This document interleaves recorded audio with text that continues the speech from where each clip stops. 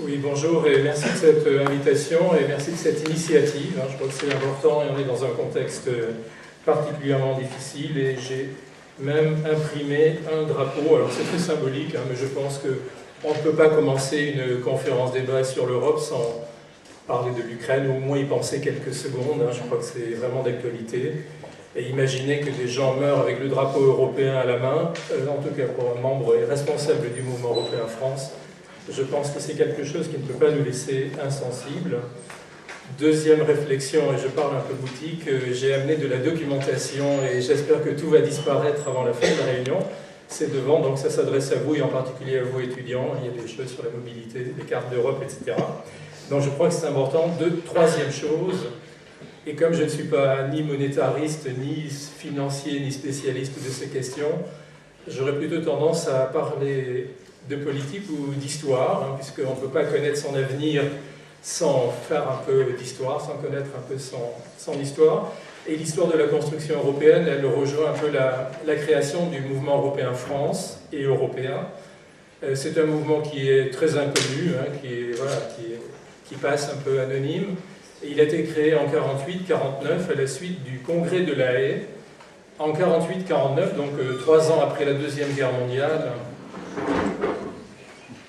après une boucherie qui avait fait 54 millions, entre 50 et 60 millions de morts, rapportés à la population d'aujourd'hui, il faudrait imaginer 180 millions de victimes. On a du mal à imaginer ça, bien entendu. Et donc, contrairement à ce que l'on avait fait après la Première Guerre mondiale, où les Français étaient allés occuper la Roue en 1923, parce que l'Allemagne ne pouvait pas rembourser des dettes de guerre qui étaient totalement délirantes, puisqu'il y avait 70 ans de remboursement de dettes par rapport au PIB de l'Allemagne à l'époque, avec l'hyperinflation en 23, la crise monétaire en 29, à Wall Street. Et donc en 48, un certain nombre de politiques se sont réunis à La Haye, et on dit non seulement plus jamais ça, mais c'est par la négociation et par la paix, et en construisant l'Europe, qu'on va s'en sortir.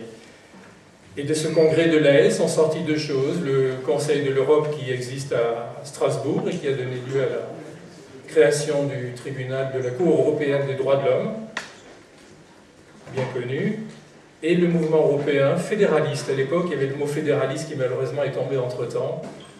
Ce mouvement européen fédéraliste a son siège à Bruxelles. Il existe dans 40 pays européens actuellement, dont 33 au niveau national, et il est présidé à Bruxelles par un Allemand qui est eurodéputé lui-même, Jo Leinen, et en France par Jean-Marie Cavada, ancien journaliste et eurodéputé de l'UDI. Et donc ce mouvement européen fédéraliste a eu pour mission de créer, d'informer, de documenter et de faire ce qui se passe aujourd'hui par exemple. Et donc doublement merci pour ça, puisque ça correspond tout à fait à notre vocation de créer le débat. Il ne s'agit pas de donner une vérité, mais de donner le débat et la parole à des gens qui ont envie, en tout cas de bonne foi, de construire l'Europe. Donc on évoque l'Ukraine, j'évoquerai aussi, et je me permets 2 minutes, parce que là encore, Rouen est bien placé pour ça. Il se trouve que la faculté des lettres de Rouen a un lien avec la faculté de la Manouba, à Tunis, et vous avez tous suivi ce qui s'est passé en Tunisie depuis quelques années, depuis 3 ans exactement. Et donc nous avions invité le professeur Katzarli, le doyen de la faculté de la Manouba à Rouen, en octobre 2012, et il a lui-même participé intensément à la lutte des démocrates, des universitaires, des avocats, des syndicalistes, des femmes, des associations, pour arriver à mettre sur pied une constitution qui est certainement actuellement, qui a été adoptée il y a quelques semaines, et qui est certainement une des plus progressistes. Et j'ai envie de dire, aujourd'hui, si on se penche sur les problèmes monétaires, et c'est très important, je crois que cet aspect politique, symbolique et des droits, cet aspect des droits de l'homme ne doit pas être oublié, ça doit être un des moteurs de notre action, de notre réflexion.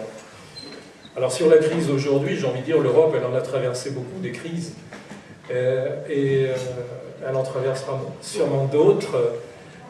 À mon avis, une des origines de la crise actuelle, et qui dépasse là aussi l'aspect monétaire, mais néanmoins en 1973 on a fait venir la Grande-Bretagne, et on a vu comment Madame Thatcher a introduit l'idée qu'il fallait que quand on donne de l'argent dans la caisse communautaire, on doit retirer quasiment la même chose. I want my money back, hein, tout le monde a entendu ça. Et donc cet état d'esprit évidemment détestable, et ça n'a rien à voir avec l'idée de la solidarité de l'Union et d'arriver à construire une communauté et une union toujours plus étroite des pays européens. Et donc dès ce moment-là, j'ai envie de dire, le verre était un peu dans le fruit.